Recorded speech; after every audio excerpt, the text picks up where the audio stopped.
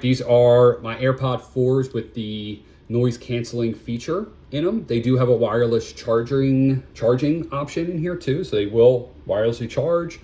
When I first got these, I had an issue, I'm not gonna put this one in, with them falling out when I ran, which was very upsetting because I just got them and I thought they were gonna be awesome.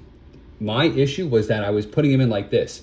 What I found was if I put them in and then I rotate them up, that they actually stay in better. They almost like rotate into your ear.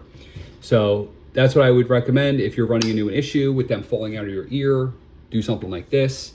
The case is actually smaller than my old iPad Pros, but bigger than my original AirPods.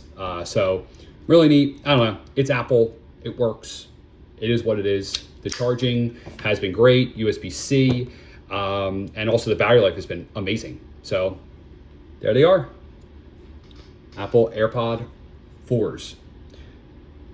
The noise canceling feature, if I was gonna be honest, is not as good as the ones that I had previously that had like that plastic or rubber like seal.